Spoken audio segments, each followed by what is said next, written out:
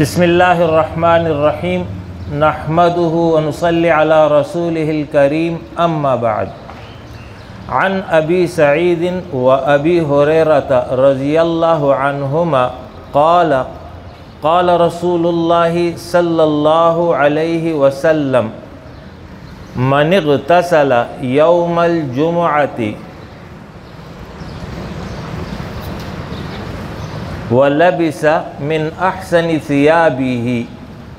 ومس من طيب ان كان عنده ثم اتى الجمعة فلم يتخطى اعناق الناس ثم صلى ما كتب الله له ثم انصت اذا خرج امامه حتى يفرغ من صلاته كانت كفارة لما بينها وبين جمعته التي قبلها رواہ ابو داود۔ یہ حدیث امام ابو داود نے نقل کی ہے۔ راوی حدیث دو صحابہ ہیں، حضرت ابو سعید خدری رضی اللہ عنہ اور حضرت ابو ہریرہ رضی اللہ عنہ۔ دونوں اصحاب بیان کرتے ہیں رسول اللہ صلی اللہ علیہ وسلم نے فرمایا، جو شخص جمعے کے دن غسل کر کے اچھا لباس پہن کر اور خوشبو ہو تو اسے لگا کر جمعے کے لیے آئے اور لوگوں کی گردنیں نہ پھلانگے، پھر جس قدر اللہ نے اس کے مقدر میں کیا ہے نماز پڑھے، اور پھر جب امام منبر پر آ جائے تو نماز مکمل ہو جانے تک خاموشی اختیار کرے، تو یہ سارا اہتمام اس اور سابقہ جمعے کے مابین ہونے والے گناہوں کا کفارہ ہوگا۔ یہ حدیث جمعے کے اعمال کی فضیلت کو بیان کر رہی ہے۔ جمعہ کا دن باقی تمام ایام پر فضیلت رکھتا ہے۔ اللہ رب العالمین نے بعض اشیاء پر فضیلت دی ہے، مخلوقات میں اس کی یہ سنت اور طریقہ ہے۔ تو اسی طریقے سے ایام میں یوم جمعہ کو باقی ایام پر فضیلت حاصل ہے۔ جمعہ تمام ایام میں بہترین دن اس اعتبار سے ہے کہ اسی دن آدم علیہ السلام کی پیدائش ہوئی، اور اسی دن جنت میں داخل ہوئے، اور اسی روز وہ جنت سے باہر آئے، اور اسی روز یعنی جمعے کے دن قیامت قائم ہوگی۔ جمعے کے حوالے سے رسول اللہ صلی اللہ علیہ وسلم کی تعلیم یہ ہے کہ آپ صلی اللہ علیہ وسلم نے فرمایا ہے کہ جمعے کے دن ایک ساعت ایسی ہے، یعنی کچھ وقت ایسا ہے کہ اس دوران اگر بندہ مومن دعا کرتا ہے تو اللہ رب العالمین اس کی دعا کو ضرور قبول فرماتا ہے، اور جو اس نے طلب کیا ہے اسے عطا فرماتا ہے۔ یہ ساعت کون سی ہے؟ تو امام مسلم نے ایک حدیث نقل کی ہے کہ جس میں رسول اللہ صلی اللہ علیہ وسلم نے یہ ساعت بتائی ہے کہ جب امام منبر پر چلا جائے اور خطبہ شروع کرے تو اس وقت سے لے کر کے نماز سے فارغ ہونے تک اس سارے وقت میں کسی وقت وہ وقت موجود ہے۔ جبکہ دوسری حدیث مسند احمد میں امام احمد نے نقل کی ہے کہ جمعے کے دن ایک گھڑی ایسی ہوتی ہے کہ اس میں بندہ مومن کی دعا قبول ہوتی ہے، اور وہ گھڑی عصر کے بعد ہوتی ہے۔ تو گویا کہ احادیث سے دو اوقات کا علم ہو رہا ہے۔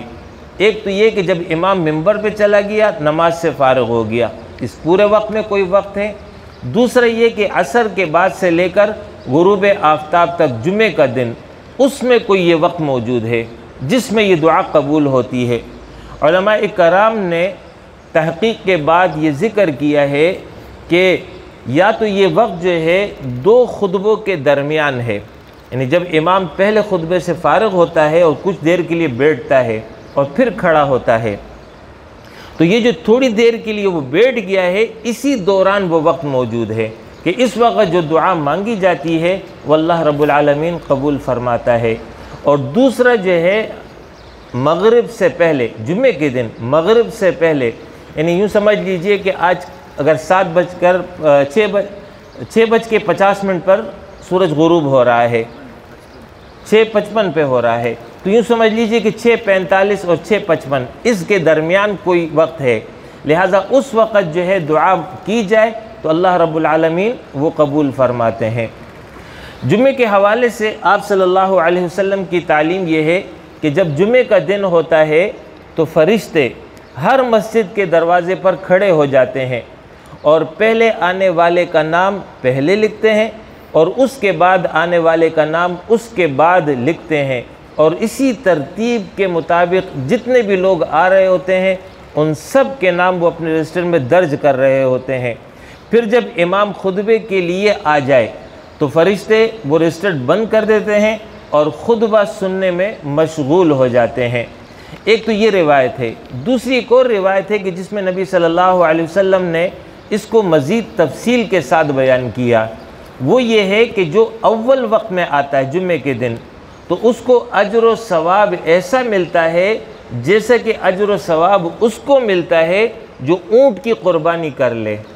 دوسرے مرحلے پر یعنی پہلا وقت گزر گیا اور دوسرا وقت شروع ہو گیا، جب دوسرا وقت ہوتا ہے تو اس کو ایسا ثواب ملتا ہے جیسے کہ گائے کی قربانی کسی نے کی ہو، اس جیسا مثل ثواب مل جاتا ہے۔ پھر بھیڑ کا ذکر کیا ہے، پھر مرغی کا ذکر کیا ہے، اور پھر آخر میں جو ہے وہ جو ہے اس طرح ہے جیسے کہ اس نے انڈا جو ہے وہ صدقہ کر دیا ہو، تو اس طرح جو ہے اس کو اجر مل جاتا ہے۔ اور پھر رسول اللہ صلی اللہ علیہ وسلم نے اس میں یہ فرمایا اس حدیث میں کہ پھر جب امام خطبے کے لیے ممبر پر آ جاتا ہے تو فرشتے رجسٹر بند کر کے پھر خطبہ سنتے ہیں۔ دو احادیث سے یہ بات معلوم ہو گئی کہ جب تک امام ممبر پر نہیں آیا، اس نے خطبہ نہیں شروع کی، جو عربی خطبہ ہوتا ہے وہ نہیں شروع کیا، اس سے پہلے جو آ گیا اس کو تو جمعے کی فضیلت مل جائے گی، کسی نہ کسی درجے میں مل جائے گی، لیکن ایک دفعہ امام نے خطبہ شروع کر دیا تو پھر جمعے کی فضیلت سے وہ تمام لوگ محروم ہو جاتے ہیں جو کہ اس وقت تک نہیں پہنچے ہیں۔ البتہ وہ اگر امام کے ساتھ جماعت میں شامل ہو جاتے ہیں تو جمعے کی نماز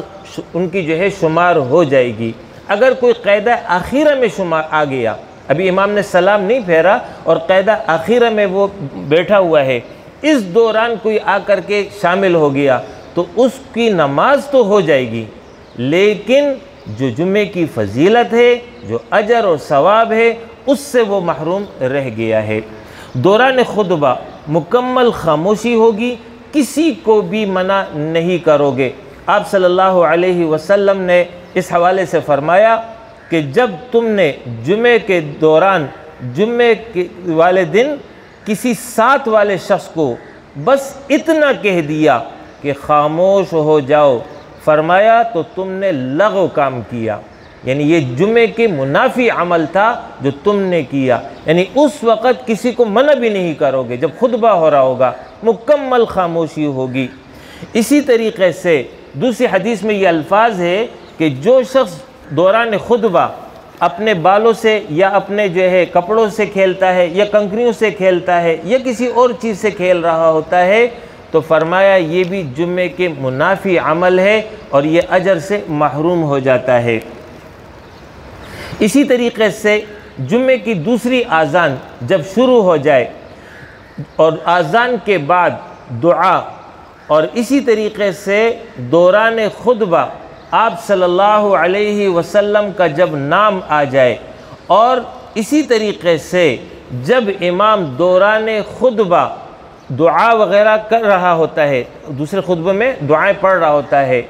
تو ان تمام مواقع پر یہ بات سمجھ لیجئے، نہ تو جمعے کی دوسری اذان کا جواب زبان سے دیں گے، نہ جو ہے اس کے بعد کی جو دعا ہے اس کو زبان سے پڑھیں گے، نہ جو ہے خطبے کے دوران جب درود آپ صلی اللہ علیہ وسلم کا نام آ جائے تو درود شریف جو ہے زبان سے نہیں پڑھیں گے۔ ہمارے ہاں غلط طریقہ ہے، ان اللہ و ملائکتہ یصلون علی النبی،